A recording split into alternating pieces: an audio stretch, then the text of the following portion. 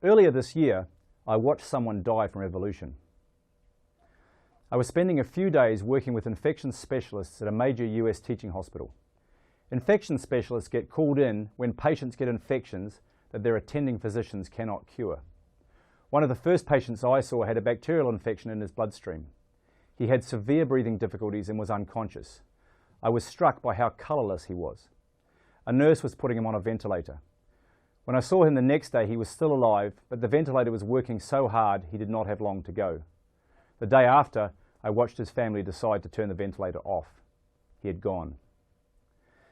The bug that killed that man most likely got into him a week or so earlier during a minor surgical procedure in that same hospital. So in one of the most advanced hospitals in the richest country in the world, a man got infected and died. The incredible thing is that he could have been easily saved when I was a college student. Then, the bug that killed him was easily treated with antibiotics. A quarter century later, those drugs do not work well. That is because the bugs have changed. They have evolved. It is hard to know exactly how many people die of infections that were once easily treated. In Europe, it might be 25,000 a year. In US, the figure is somewhere north of 40,000. It might even be 100,000. Even 40,000 a year, that is more Americans than are killed each year in car crashes. You all know somebody who's died in a car crash. If you don't already know someone who's been killed by an infection, you soon will. Cars have been around longer than these drug-resistant bugs. Before modern medicine, death from bacterial infections was common. The first person to be given penicillin got his infection from a scratch on a rose bush. He died from that infection because at that time, in the 1940s, the entire world's supply of penicillin went into him, but it was not enough to save him. Since then, production processes have become much more efficient and a wide range of antibiotics have been developed. And they really are wonder drugs. They're magic bullets. For a few dollars, a few pills can save your life. The second half of the 20th century was a wonderful time to be in medicine. In the 1960s, people started to say the war on infectious disease was won. But then evolution happened. Evolution is the change in inherent characteristics of a population over time. Many people think evolution is about dinosaurs and whether we are descended from monkeys, and it is. But the same processes that made dinosaurs and us is what killed the man on the ventilator. His bug was descended from a long line of bugs that had been infecting previous patients, each of which was treated with antibiotics. Some of those bugs had mutations that made them less likely to be killed by the drug. Each time the drug worked, the ancestral bugs were killed and the mutants were able to take over. And so the evolutionary process ran, ultimately leading to the untreatable infection that killed that patient. Modern medicine drove that evolutionary process. The decisions about how to use drugs that were made by patients and doctors upstream in the transmission chain leading to that man ultimately killed him. The decisions being made by patients and doctors today are determining your chances of dying of an infection in the future. Evolution is everywhere in medicine. We essentially wage chemical warfare on the life forms that harm us. In response, they evolve resistance.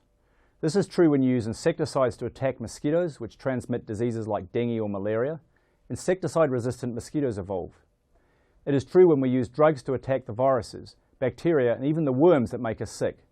Drug resistance almost always evolves. And it is especially true when we attack cancer with potent anti-cancer drugs. In rich countries, no one dies of drug-sensitive cancer cells. If you or your family or friends die from a tumour, it will be filled with cells that have evolved resistance to chemotherapy. Every year, over 500,000 Americans die of drug-resistant tumours.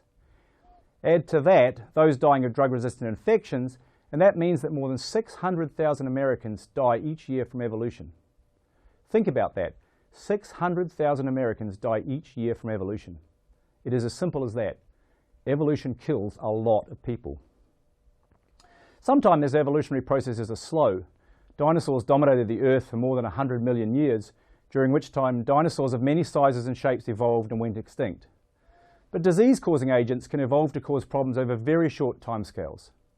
This is because they often have very short generation times, weeks, days, or even hours, and there are often billions of them.